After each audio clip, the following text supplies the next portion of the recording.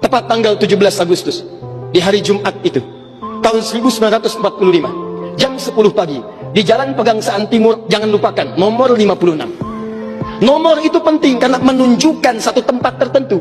Kalau cuma jalannya saja, berarti, maaf ya, proklamasi berlangsung di jalan. Nggak ada nomornya, nomor itu menunjukkan kedudukan tempat. Ini jalan. Jalan apa namanya, Pak? Kistu Kencana.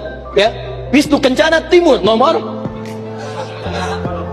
27, Masya Allah. Nomor 27 tempat ini. Kalau cuma Kistu Kencana saja di jalan. Pertanyaan saya, kenapa tidak pernah dijelaskan dalam buku sejarah? Siapa yang punya rumah tempat yang nomor 56 itu? Jalan Pegangsaan Timur nomor 56. Rumah siapa nomor 56 itu?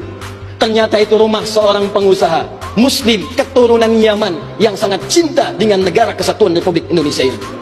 Beliau mewakafkan rumahnya untuk kemerdekaan bangsa Indonesia. Namanya Syekh Faraj bin Marta. Mewakafkan rumahnya untuk proklamasi kemerdekaan Republik Indonesia. Insinyur Soekarno datang ke situ dalam keadaan masih lemas, ada kemudian penyakit dalam tubuhnya, maka diberikan oleh beliau madu Yaman di malam harinya. Siang-siangnya sudah fresh, dalam keadaan yang baik, maka digelorakanlah kemudian di sampingnya ada Bung Hatta, proklamasi sampai dengan ujungnya. Teman-teman, proklamasi 17 Agustus tahun 1945 itu memiliki saham yang kuat dari pertemuan-pertemuan dan perjuangan para ulama.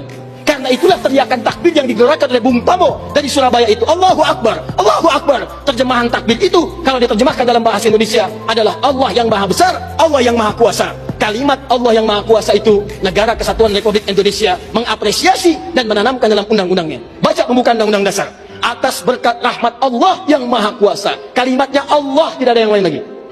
Atas berkat rahmat Allah yang maha kuasa, dan dengan didorongkan oleh keinginan luhur. Jadi keinginan luhur itu diletakkan di akhir setelah Allah yang maha kuasa. Karena dari dulu itu memang punya keinginan luhur, pengen merdeka, tapi belum dapat. Siapa kemudian yang mempercepat keinginan luhur itu? Allah yang maha kuasa.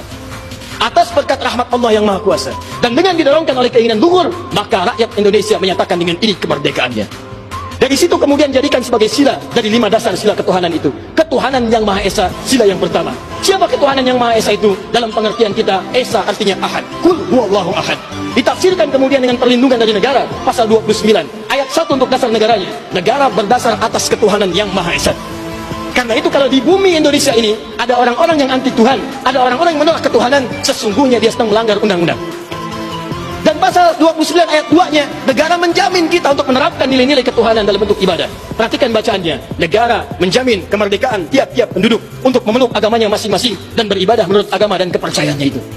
Bagi kita, pengajian adalah ibadah, sholat adalah ibadah, zakat adalah ibadah, taklim seperti ini adalah ibadah. Jadi taklim pun dilindungi oleh undang-undang, taklim pun didukung oleh negara, dan kalimat takbir pun itu adalah kalimat takbir yang tertulis dalam undang-undang dasar kita.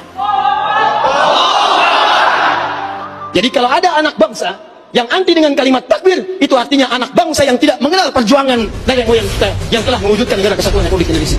Takbir.